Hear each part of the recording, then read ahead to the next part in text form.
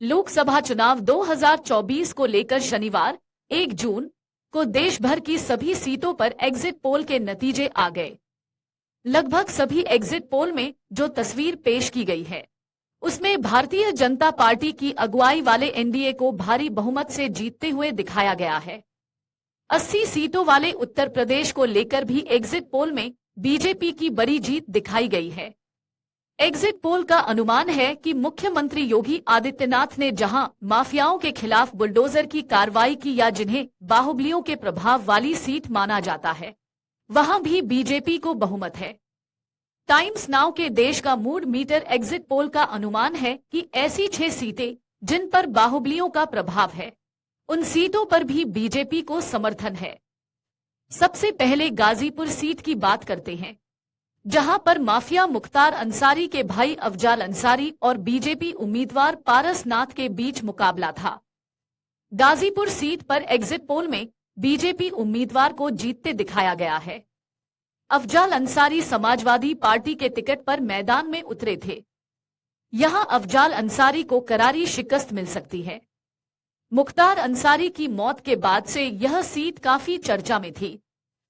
दूसरी सीट है घोसी, जो गाजीपुर से लगी हुई है और इसको भी अफजाल अंसारी के प्रभाव वाली सीट माना जाता है। यहां भी एग्जिट पोल ने सुहेलदेव भारतीय समाज पार्टी (एसबीएसपी) के उम्मीदवार अरविंद राजभर की जीत दिखाई है। यूपी में सुभासपा और बीजेपी का गठबंधन है। यहां अरविंद राजभर का मुकाबला सपा उम्मीदवार राजीव राय से है। तीसरी है राजा भैया की प्रतापगढ़ सीट, जहां सपा के एसपी सिंह पटेल का मुकाबला बीजेपी उम्मीदवार संगम लाल गुप्ता से है। प्रतापगढ़ सीट पर राजा भैया का बहुत प्रभाव माना जाता है और उनकी कुंडा विधानसभा सीट भी इसके अंतर्गत आती है। यहां राजा भैया की पार्टी जनसत्ता दल, लोकतांत्रिक और सपा का गठबंधन है, लेकिन एग्जिट पोल के नतीजों में गठबंधन का खास असर नहीं दिख रहा है। देश का मूड मीटर एग्जिट पोल का अनुमान है कि प्रतापगढ़ से संगम लाल गुप्ता जीत सकते हैं। चौथी सीट है कौशाम्बी और यह भी राजा भैया के प्रभाव वाली सीट है। यहां भी बीजेपी उम्मीदवार विनोद सोनकर जीतते दिख रहे हैं।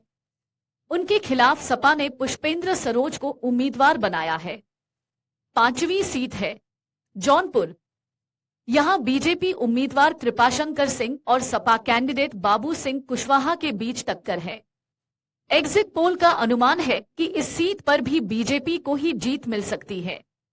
छठी सीट है कैसरगंज। बीजेपी ने यहां करण भूषण सिंह को और सपा ने भगत राम मिश्रा को टिकट दिया है।